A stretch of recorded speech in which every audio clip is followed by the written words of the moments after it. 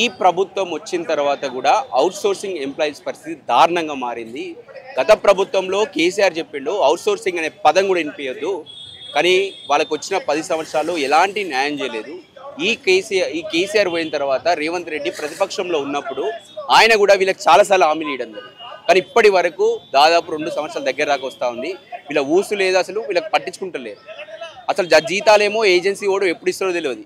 ఇప్పటి వరకు కూడా పెండింగ్లో ఉన్నాయి. ఒక్కొక్కరికి 5 నెలల నుంచి జీతాలు రాకుండా ఉంటే వాళ్ళ బతుకులు ఎట్లా బతుకుతారు? వాళ్ళ ఇంట్లో ఫ్యామిలీ వాళ్ళకు ఏమైనా కొనుక్కోవాలి, ఇంట్లోకి ఏదైనా కొనుక్కరావచ్చుకోవడానికి కూడా డబ్బులు ఏంటంటే పరిస్థితి. అంటే పని మొత్తం ఇక్కడ మనతో పాటు కంప్యూటర్ ఆపరేటర్స్ ఉన్నారు. వాళ్ళైతే రెవెన్యూకి సంబంధించినటువంటి ప్రతి పని చేస్తారు, చాలా పనులు చేస్తూ ఉంటారు. ఇంపార్టెంట్ ఏ ప్రభుత్వం నుంచి ఏ సర్వేలు రాని లేకపోతే ఏదైనా పని చెప్పని మొత్తం వచ్చి వాళ్ళు పని చేస్తూ ఉంటారు. కానీ వాళ్ళు చివరి జీతం మాత్రం వాళ్ళకి రాదు. అది ఎప్పుడు వస్తుందా అది సంగతి వేరు. ఇక్కడ మెయిన్ అక్కడ ఉన్నటువంటి ఏజెన్సీలు ఎవరి అంటే ఇక్కడ ఉన్నటువంటి పొలిటీషియన్స్, కాంగ్రెస్ పార్టీ కానీ లేదా బీఆర్ఎస్ పార్టీ వాళ్ళకి సంబంధించిన రిలేటివ్స్ ఆ ఏజెన్సీలు ఉండడం వల్ల వీళ్ళు ప్రభుత్వానికి చిత్తశుద్ధి వస్తలేదు. ఎందుకంటే వాళ్ళని తీసేస్తే వీళ్ళ అనుచరులే కదా ఏజెన్సీలు మొత్తం. వాళ్ళ చేతిలో ఉండడం వల్ల ఈ ప్రభుత్వానికి కొంచెం వీళ్ళ మరి తీసేయడానికి వాళ్ళకు ఆసక్తి ఊపుతలేరు. సో మాట్లాడదాం, మనతో పాటు వాళ్ళు ఉన్నారు. నమస్తే అన్న. మనం ప్రతిసారి మాట్లాడుతూ ఉన్నాం, ఈ ప్రభుత్వం ఇంకా మారేదనుకోవచ్చా? ముందుగా మన తొలి వెలుగు యాజమాన్యానికి మాత్రం తెలంగాణలో పనిచేస్తున్న 2 లక్షల మంది పైచిలుకున్న ప్రత్యేక ధన్యవాదాలన్న. అనేక సార్లు ఈ ప్రభుత్వం రాకముందు కానీ ప్రభుత్వం వచ్చిన తర్వాత కానీ మన తొలి వెలుగు యాజమాన్యం మా యొక్క సమస్యలను అనేక దఫాలుగా ప్రభుత్వానికి తీసుకెళ్ళింది. అందుకు ముందుగా కృతజ్ఞతలు. మేము ముందుగా ప్రభుత్వానికి ఒకటి హెచ్చరిక కూడా జారీ చేస్తూ ఉన్నాము. ప్రభుత్వం వచ్చి 20 నెలలు దాటినా కూడా ఈరోజు కూడా మాలో సుమారుగా 3 నుండి 5 నెలల జీతాలు పెండింగ్ ఎందుకు ఉన్నాయండి? ఇలా మాతో పాటే పనిచేస్తున్నటువంటి రెగ్యులర్ ఉద్యోగస్తులకు జీతాలు వచ్చినాయి, ఐఏఎస్ ఆఫీసర్లకు జీతాలు ఇచ్చారు, మీరు ఎమ్మెల్యేలకు మినిస్టర్లకు జీతాలు వచ్చినాయి, పెన్షన్లకు కూడా మీరు జీతాలు ఇచ్చారు. ఎక్కడ కూడా ఒక నెల జీతం పెండింగ్ లేదు. మరి ఒక 10,000 రూపాయలు 13,000 రూపాయలు చేస్తున్నటువంటి మాకు మాత్రమే ఎందుకు పెండింగ్ నేను అడుగుతున్నాం. మీరు దీనికి ఒక కాలయాపన ఒక కమిటీ వేసి, ఈ కమిటీ ఐఎఫ్ఎంఎస్ పోర్టల్ చెప్తా ఉంటున్నారు కదా, వాస్తవానికి ప్రభుత్వానికి కానీ ఫైనాన్స్ డిపార్ట్మెంట్ వాళ్ళు తెలియదా అండి? మార్చి 31 తర్వాత ఏప్రిల్ 1 నుంచి రెన్యువల్స్ రావాలని మీకు తెలియదా ఫైనాన్స్ డిపార్ట్మెంట్ వారికి? మరి ఈ సమస్య ఉన్నప్పుడు మీరు డిసెంబర్ నుంచే మొదలు సీటు పెట్టింది పోయి మేము గొడవలు మొదలుపెట్టిన తర్వాత మళ్ళీ జూలై నుంచి మొదలు పెడితే అది ఎప్పుడు కొనసాగించాలా, ఎప్పుడు కంప్లీట్ కావాలా, మరి ఎప్పుడు మేము జీతాలు తీసుకోవాలా? తెలంగాణ రాష్ట్రంలో అతిపెద్ద పండగ, తెలంగాణకి అతి పెద్ద పండగ దసరా పండగ రాబోతా ఉంది. మా ఇంట్లో ఆడపిల్లలు ఉన్నారు, అక్క చెల్లెలు ఉన్నారు, బిడ్డలు. అసలు రాఖీ పౌర్ణమి కూడా మాలో సగం మంది అవుట్సోర్సింగ్ ఉద్యోగస్తులు రాఖీ పౌర్ణమి పండుగ చేసుకోలేకపోయినాం. ఇంటికి ఆడబిడ్డ వస్తే రాఖీ కడితే రాఖీ పౌర్ణమి చేసుకోలేకపోయినాం, జీతాలు లేవు కాబట్టి. ఇక దసరా పండుగ కూడా చేసుకోలేకపోతున్నాం. ఇందాక మా అన్న అన్నట్టు ఇక మా జీవితాలన్నీ కూడా అంధకారంలోకి పోయినాం. మా వాళ్ళు ఏం చేయాలో అర్థం కాని పరిస్థితులు దిగజార్చే స్థితికి ఎందు. దీనికి అంతిమంగా దసరా వరకు కనుక మీరు మొత్తం పెండింగ్లో ఉన్న అన్ని రకాల జీతాలు కనుక రిలీజ్ చేయకపోతే దసరా తర్వాత 2 లక్షల మంది పైచలకు ఉద్యోగస్తులు ఏంటితో కూడా మేము చూపించబోతా ఉన్నాం. మీరు అనేక దఫాలుగా రెగ్యులర్ ఉద్యోగస్తుల్ని పిలిచి చర్చలు పిలుస్తూ ఉన్నారు. కనీసం 7-8 సార్లు పిలిచిర్రు. ఒక్కసారైనా మా రాష్ట్ర అవుట్సోర్సింగ్ చేసి ఎందుకు పిలవలేదండి మీరు చర్చలకు? మా మీద మీకు ఎందుకు ఏం లేదంటున్నాం. మరి ఇవాళ రెగ్యులర్ సంఘాలు మేము తప్పు పట్టట్లేదు, వాళ్ళ బాధలు వాళ్ళు చెప్పుకుంటారు. మరి మా బాధలు మేము ఎందుకు ఎవరు చెప్పుకోవాలా? మా సంఘం లేదా? మీకు పిలవండి, మా సంఘాలను పిలవండి. మా సమస్యలు ఏందో మీరు పరిష్కరించకపోతే దసరా తర్వాత ప్రభుత్వానికి మాత్రం అల్టిమేట్గా జారీ చేస్తాం. అంతేకాదు, జోడో యాత్రలో భాగంగా రాహుల్ గాంధీ గారు ఒక మాట చెప్తే మీరు ఇలా కార్పొరేషన్ ఏర్పాటు చేశారు. ఎవరికి? స్విగ్గీలా జొమాటోలో పనిచేస్తున్న వాళ్ళకు మీరు ఇలా కార్పొరేషన్ ఏర్పాటు చేశారు.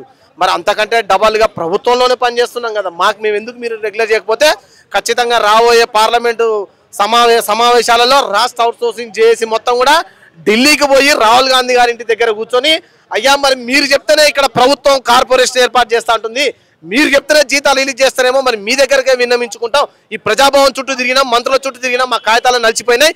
ఇక మాకు మిగిలింది సోనియా గాంధీ రాహుల్ గాంధీ. మీరు సోనియా గాంధీ రాహుల్ గాంధీ కలిసి ఇక నెక్స్ట్ అక్కడే రిప్రజెంటేషన్ ఇస్తాం. అంతేకాదు రాబోయే జూబ్లీస్ ఎన్నికల్లో కూడా మా ఉద్యోగాలు కోల్పోయిన మిత్రుల్ని ఖచ్చితంగా నిలబెడతాం. ఇక మీకు విన్నమించుకునే ముందు అక్కడ ఉన్నటువంటి మా యొక్క తెలంగాణ పిల్లల్ని ఉద్యోగస్తులు కానీ మా ఎంప్లాయీస్ అందరూ మేము అందరం కూడా పోయి నిరుద్యోగుల్ని కూడా మేము జత చేసుకొని పోయి అక్కడ ఇంటింటికి ప్రచారం చేసి మరి మేమే అసెంబ్లీలోకి పోతే కానీ మా సమస్యలు నెరవేరే విధంగా మీరు తయారు చేస్తూ ఉన్నారని చెప్పి మేము ప్రభుత్వానికి తెలియజేస్తా ఉన్నాం. మెయిన్గా ఆత్మహత్యలు జరుగుతూ ఉన్నాయన్న, జీతాలు రాకుండా ఫైనాన్షియల్గా కుంగిపోయి వాళ్ళు ఆత్మహత్యలు చేసుకుంటారు. దీని పట్ల మీరు ఏమంటారు? ఇది ప్రభుత్వానికి ముమ్మాటికి తెలంగాణ చేస్తున్నటువంటి హత్యలే. ఇలా ఉద్యోగస్తులు చేసుకోవట్లేదు హత్యలు. నిన్న మొన్న సోమిరెడ్డి గారు రైలు కింద చనిపోయారు. ఇప్పుడే ఒక మా అవుట్ సోర్సింగ్ ఉద్యోగస్తుడు హెల్త్ డిపార్ట్మెంట్లో సూర్యాపేటలో పనిచేస్తారు, సూసైడ్ చేసుకుంటూ. అంతకుముందుకు వసీం అనే వ్యక్తి 500 రూపాయలు 3 నెలలు జీతం రాకపోతే 500 రూపాయలు పోతే ఆయన ఆత్మహత్య చేసుకుంటూ. ఇట్లా మీరు ప్రభుత్వాలు ఆత్మహత్యలకు ఉసిగొలుపుతున్నారు. మీరు ఎందుకు ఉసిగొలుపుతున్నారు? సమయానికి జీతాలు వస్తే మేము ఎందుకు ఇక్కడ దాకా వస్తామండి? మాకు సమయానికి జీతాలు ఇచ్చి కార్పొరేషన్ ఏర్పాటు చేస్తే మేము ఎందుకు వస్తాం ఇక్కడ దాకా? మీరు చిన్న ఉద్యోగస్తులం, మీరు కడుపులో పెట్టుకొని చూడాల్సింది పోయి కడుపుని చింపి మమ్మల్ని చంపేయాలని ప్రయత్నం చేస్తే మాత్రం రాబోయే రోజుల్లో దీనికి ఖచ్చితంగా మా నుంచి వ్యతిరేకత మొదలైద్దని చెప్పి మీడియా ద్వారా ప్రభుత్వానికి ఖచ్చితంగా తెలియజేస్తా ఉన్నాం అన్న. ఏ డిపార్ట్మెంట్లో పనిచేస్తున్నారు? మేము జిహెచ్ఎంసీలో అవుట్ సోర్సింగ్ పద్ధతిలో 26 సంవత్సరాల నుంచి పనిచేస్తున్నాం. మేము పని చేస్తున్నది 16 సంవత్సరాలు 17 సంవత్సరాల నుంచి పని చేసుకుంటా ఈరోజు 45 సంవత్సరాలు అయింది. తెలంగాణ రాష్ట్రం హైదరాబాద్తో కూడిన తెలంగాణ వస్తే మాకు పర్మనెంట్ అవుతుందని చెప్పేసి చెప్పినందుకు సరే తెలంగాణ వస్తే మాకు పర్మనెంట్ అవుతుంది అని చెప్పి మేము పని చేసుకుంటూ వచ్చినాం. కానీ ఇంతవరకు ఏమీ పర్మనెంట్ కాలేదు. ఉన్న జీతాలు కూడా తగ్గిస్తున్నారు.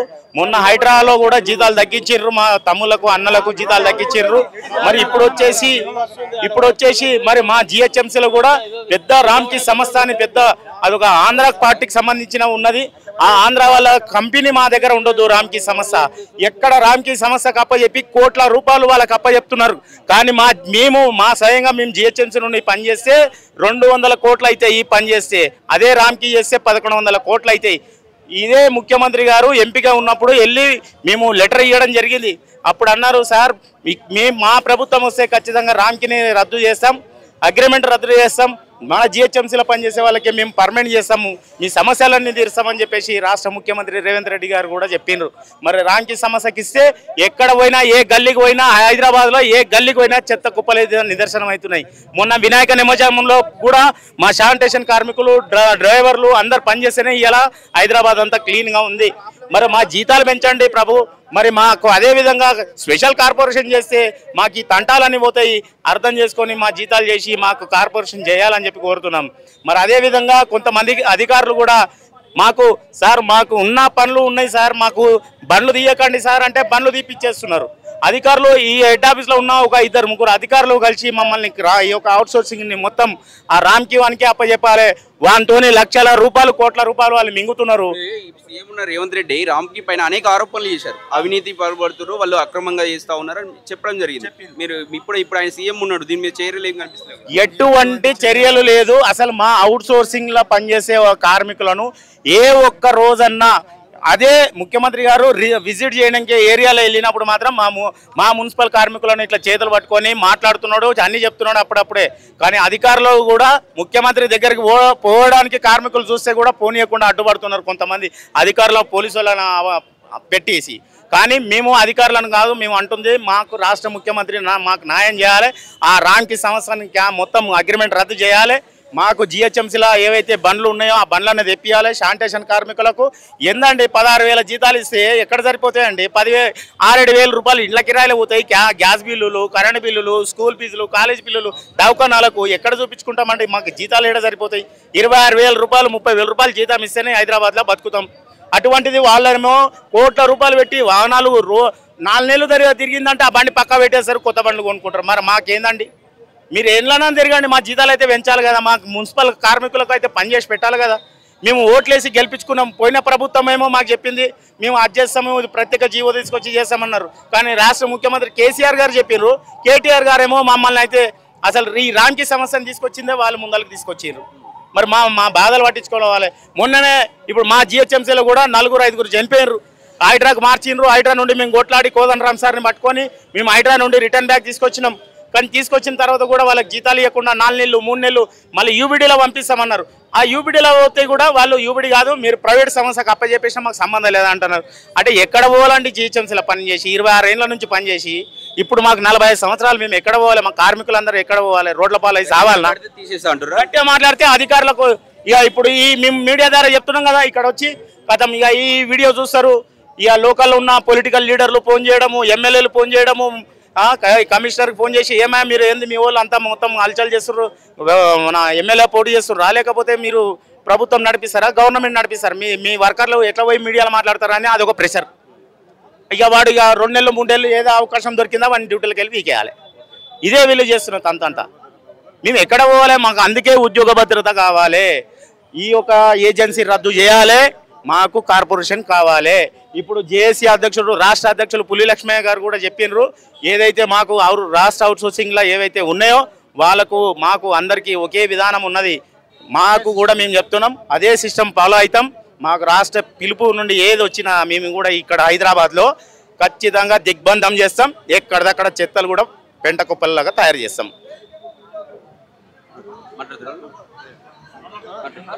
జీతాలు రాకుండా ఎలా ఉంటారు అసలు? అది గవర్నమెంట్కే తెలియాలి తమ్ముడు. మా జీతాలు వచ్చేసి 5 నెలల నుంచి పెండింగ్ ఉన్నాయి.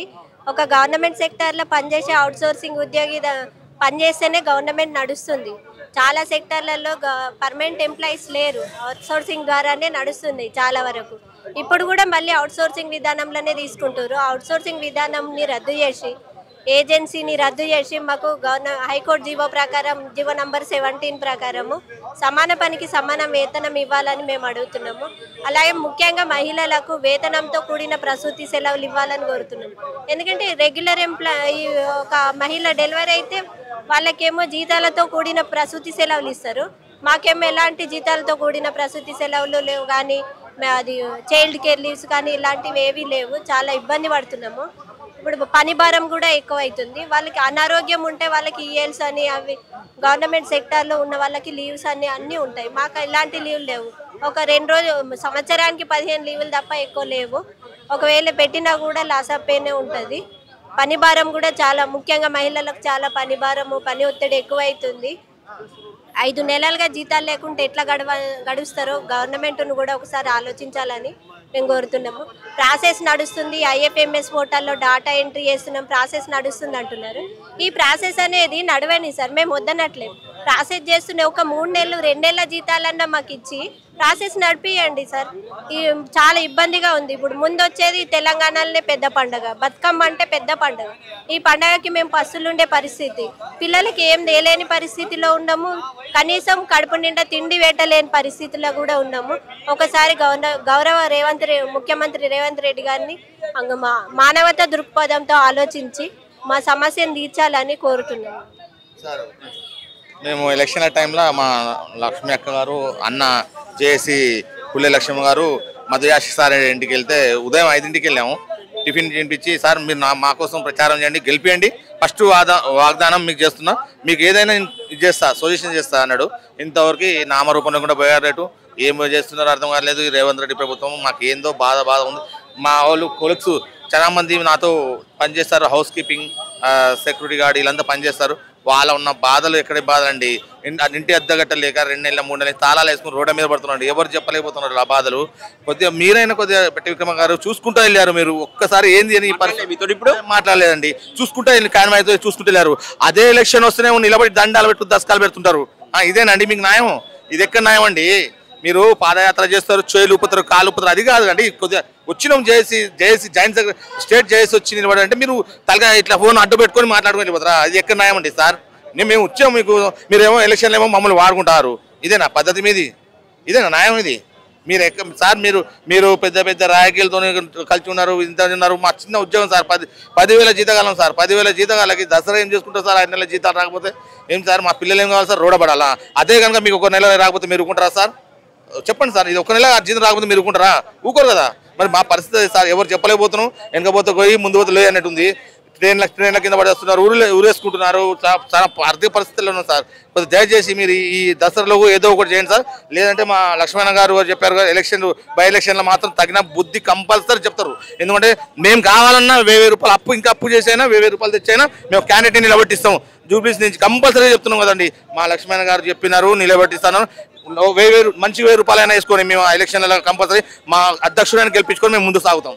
ఇంత దారుణం అంటే బట్టి విక్రమ్ ఫైనాన్స్ మీరు ఇంతమంది వచ్చారు, 2 లక్షల మంది ఉంటారు రాష్ట్ర వ్యాప్తంగా. మిమ్మల్ని వాడు ఉన్నారని చూసుకొని కూడా వెళ్ళిపోతుండు, దాన్ని ఎలా చూస్తారన్న? ఇదే గవర్నమెంట్ ఎట్లుందంటే, వాళ్ళు గవర్నమెంట్ రాగానే వాళ్ళు ఒకటే ఇచ్చిర్రు తప్ప ఇప్పుడు ఎవరి పని మీద వాళ్ళే ఉన్నారు. వాళ్ళు బతకడం కొరకే ఈ పరిపాలన జరుగుతుంది తప్ప ఈ గ్రామ పంచాయతీ నుండి రాష్ట్ర పరిపాలన జరిగేటువంటి సెక్రటేరియట్ ఇలా ప్రజాభవన్లో పనిచేసేటువంటి ఉద్యోగుల గురించి కానీ, రైతుల గురించి కానీ, ఎవరి గురించి పట్టించుకునే పరిస్థితిలో లేరు వాళ్ళు, ఎవరి ముచ్చట వినే పరిస్థితిలో లేదు ఇలా ఈ గవర్నమెంట్. ఎంతసేపు ఇక మళ్ళీ మేమైతే రాము, మాదేందో మేము చూసుకోవాలనేటువంటి దౌర్భాగ్య పరిస్థితులనే ఇలా రాష్ట్రం కనబడతా ఉంది. మరి ఇలా అవుట్ సోర్సింగ్ ఉద్యోగికి 5 నెలల నుంచి జీతం లేకపోతే ఎట్లా బతుకుతాడని చెప్పేసి ఆ ఉద్యోగులు వస్తే కనీసం వినే పరిస్థితి లేనటువంటి దౌర్భాగ్య పరిస్థితిలో ఈ రాష్ట్రం ఉన్నదంటే ఇది చాలా సిగ్గుసేట అని చెప్పేసి మేము డిమాండ్ చేస్తా ఉన్నాం. అవుట్ సోర్సింగ్ ఉద్యోగులను మొత్తం రాష్ట్ర నాయకత్వం ఏదైతే మేము ఒక జేఏసీకి ఏర్పడ్డాం, మాకున్న కష్టాలేందో నష్టాలేందో మీకు తెలుపుతాము. ముఖ్యమంత్రి గారు మీకు దండం పెట్టి చెప్తున్నా, ఒక్కసారి పిలువండి చర్చలకు. మా చిన్న సమస్యలు ఉన్నాయి, ఏజెన్సీలను తొలగిస్తే మీ దగ్గర రూపాయి భారం పడకుండా మా ఉద్యోగులందరూ సంతోషంగా మీకు జై కొట్టుకుంటా బతికేటువంటి ఉద్యోగులు ఉన్నారు. ఇవాళ ఉద్యోగులందరినీ రాష్ట్ర నాయకత్వాన్ని పిలిచి మీరు మాట్లాడండి, ఏజెన్సీలు దోపిడీ చేస్తున్నాయని చెప్పేసి మేము గొంతెత్తి వరుతున్నాము. ఈ రాష్ట్రం అందరూ ఉద్యోగులంతా వరుతున్నాము. దోపిడీ జరుగుతుంది ఈ ఏజెన్సీ వ్యవస్థతోటి. ఈ ఉద్యోగికి వచ్చే చిన్న జీతంలో 18% GST తింటారు, 13% PF తింటారు, ఎంప్లాయర్ షేరు 12%, తర్వాత ESI తింటున్నారు.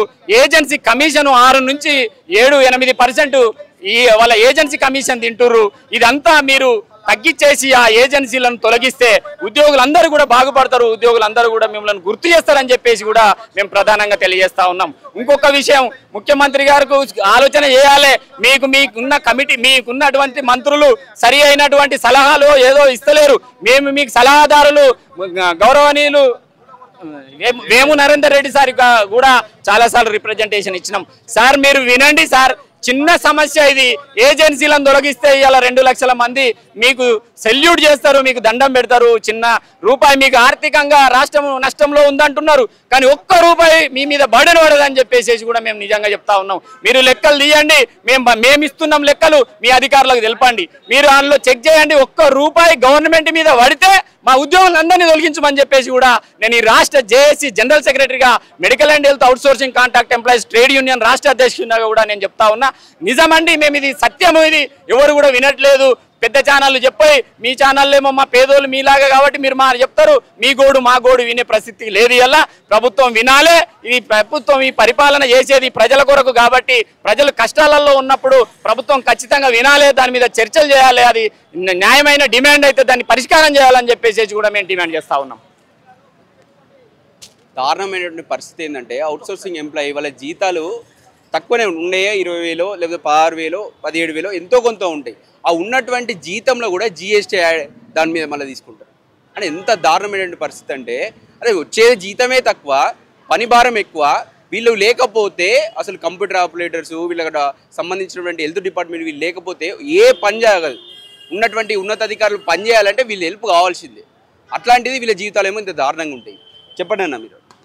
నా పేరు మొహమ్మద్ రఫీయుద్దీన్. నేను Telangana medical and health outsourcing contract trade union employees trade union రాష్ట్ర వర్కింగ్ ప్రెసిడెంట్.